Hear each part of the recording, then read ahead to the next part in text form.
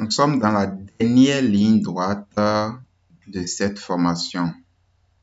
Dans la section 8, nous apprendrons à créer des graphiques de clustering. Alors, déjà, il faut savoir ce qu'on appelle clustering. Comprenez le mot clustering comme regroupement en classe. Le clustering est une technique d'apprentissage automatique non supervisée dont l'objectif est de découvrir les groupes sous-jacents ou clusters dans un ensemble de données. Donc ici, en apprentissage automatique non supervisé, vous avez affaire à des données non étiquetées. Donc, c'est à l'algorithme de trouver les patterns dans ces données. Alors, cette technique, elle est très utilisée dans le domaine du marketing, notamment pour réaliser la segmentation de la clientèle. La segmentation est une pratique de partitionnement des clients en groupes d'individus ayant les mêmes caractéristiques. Et pour ce faire, on utilise souvent les données démographiques des clients car ce sont les données qui sont les plus faciles à collecter. Donc, quand vous allez au supermarché, par exemple, ou bien dans une boutique de vente d'articles de vêtements, de chaussures, on vous demande souvent vos informations, votre nom, votre prénom, votre âge, etc. Pour question de vous donner une carte de fidélité. Mais derrière ça, cette entreprise-là collecte ces informations et après peut procéder à une segmentation de clientèle pour voir les groupes distincts de clients qu'elle a.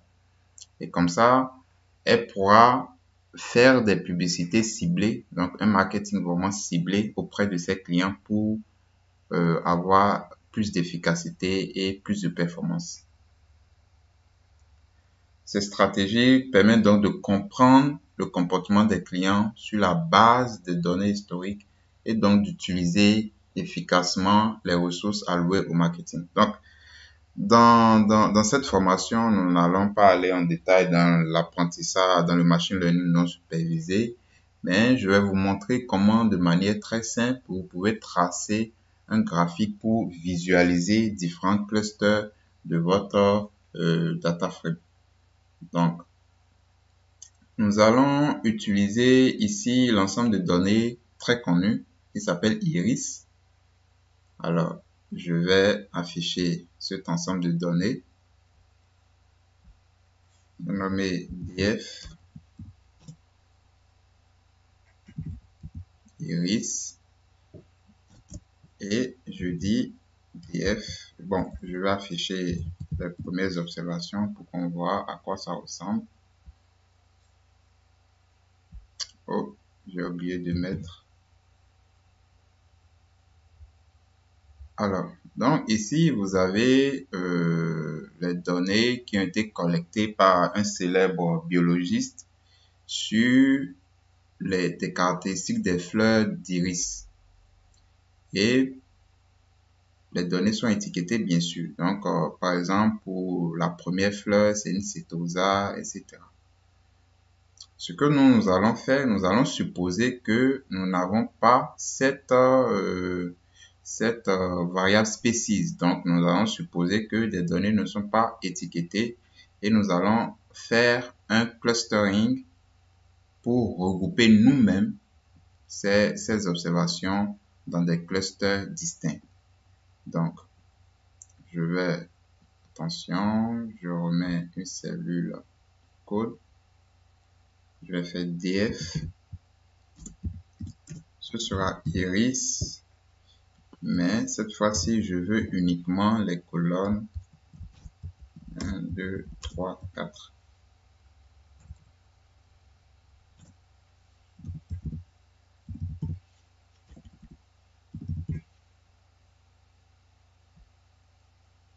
Voilà. Ici, maintenant, nous avons 4 colonnes. Nous n'avons plus la colonne species. À présent, nous allons réaliser une analyse en composant principale, ce qu'on appelle ACP. Alors, je ne vais pas rentrer en détail pour la théorie derrière l'ACP, mais c'est très simple de le faire dans R. Donc, on va nommer notre objet PCA mode. Et on utilise la fonction intrinsèque de R pour faire de l'analyse en composante principale, tout simplement. Dans PCA mode, on va afficher ceci. Et par défaut, il va nous faire 4 composantes principales. Donc, le nombre de variables, on a 4 variables, donc il nous a généré 4 composantes principales. L'ACP, elle est souvent effectuée pour réduire la dimensionnalité des données. Donc, on pouvait passer de 4 à 2 variables à 2 composantes. 4 variables à 2 composantes. Mais bon, ça, c'est pas tellement ce que nous voulons ici. Maintenant, nous allons rendre, nous allons créer une data frame à partir des composantes principales. Donc, df data frame en PCA mode. Il faut savoir que l'objet PCA, donc je remets ça ici pour que vous compreniez bien. L'objet PCA est bel et bien une liste. PCA mode est bel et bien une liste. Ah non, c'est un objet de type PRComp. Mais qui a plusieurs éléments. Donc, l'élément PCA mode is, je vais vous montrer. C'est là que vous avez la data frame des variables, des composantes principales.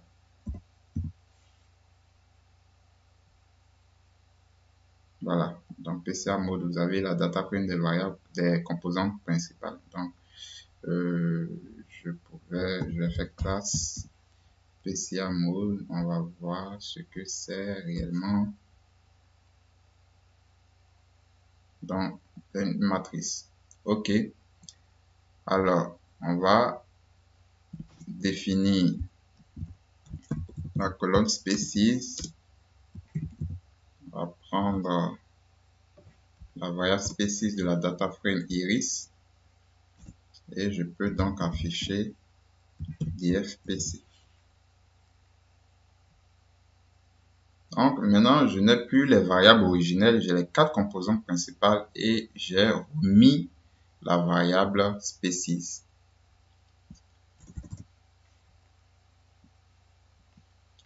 Ensuite, on va faire une data frame pour chaque espèce. On va créer une data frame pour chaque espèce. Créons une data frame pour chaque espèce. dfpc pour, par exemple, l'espèce Virginica, pour ceux qui connaissent l'ensemble de données iris. Donc, ce sera dfpc. On va faire une filtration. Donc, dfpc dans la species égale Virginica. Donc, la data frame de l'espèce Virginica donc, sera obtenue en faisant la filtration de la data frame PC pour garder uniquement les observations où la variable species est égale à Virginica, tout simplement. En fait, de même pour les autres espèces, les 2 autres espèces, parce que dans l'ensemble de données iris, on a 3 espèces distinctes. Donc ici, on va dire, bon, pour Setosa, donc Setosa, ici je change. Je mets Setosa. Et pour versicolor, je vais mettre VR ici. Et ici, je mettrai versicolor. Voilà. Donc, attention.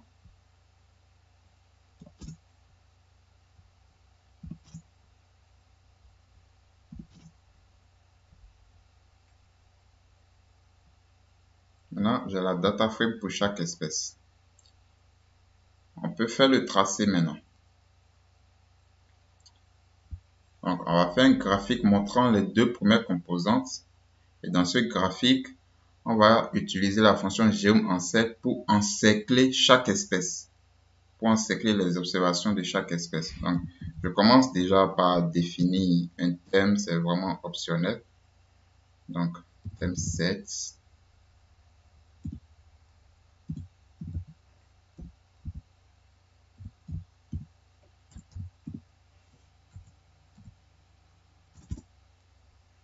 Je vais dire cluster ggplot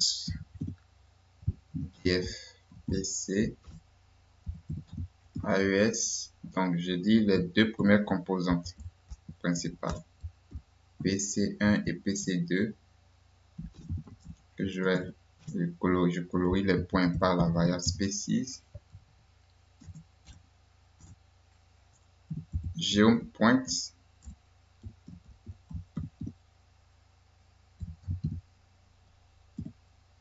Ici, je veux que les points pour chaque espèce soient différents. Donc, la matérialisation des points, donc je vais mettre tout simplement species.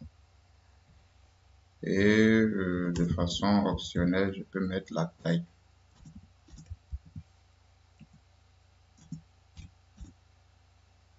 Donc, je vais ajouter des titres. Je mettrai clustering des données d'iris. D'accord?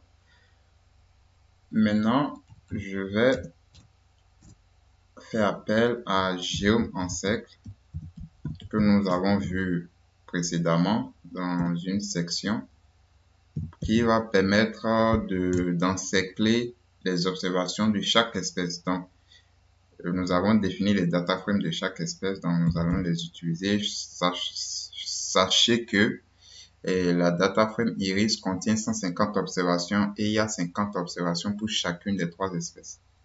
Donc 50 fois 3, ça fait bien 150. Donc df-pc pour Virginica. AES, je veux représenter la deuxième composante en fonction de la première.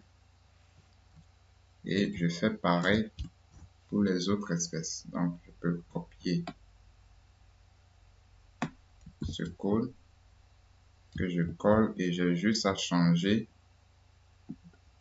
la data frame. Donc, ici, ça sera 7. Et ici, VER. Voilà. Et je peux afficher maintenant l'objet cluster.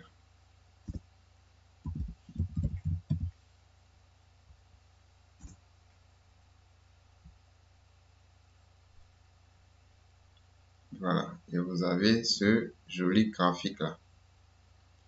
Donc, vous avez votre clustering, d'accord, vous avez essayé de colorier chaque point de données selon l'espèce et avec geom-encercle, on a encerclé les observations pour chacune des espèces et nous avons représenté les deux premières composantes principales, tout simplement. Donc voilà comment vous pouvez représenter un graphique de clustering. Sachez qu'il existe des packages où on peut faire du clustering de manière automatique et visualiser les résultats. D'accord? Il y a des packages spécifiques pour ça, mais cette formation, c'est pas une formation de machine learning, c'est bel et bien une formation de visualisation de données. Donc, chers amis, nous sommes vraiment au thème de cette formation. En tout cas, nous avons beaucoup travaillé. Nous avons effectué 8 sections pendant au cours desquelles nous avons vu plusieurs types de graphiques et comment écrire le code R pour générer ces graphiques-là. J'ai hâte de vous retrouver dans la partie conclusion où je vais vous présenter une application en fait que vous pouvez faire des connaissances acquises au cours de cette formation avec notamment la framework R Shiny qui va vous permettre de développer des applications web.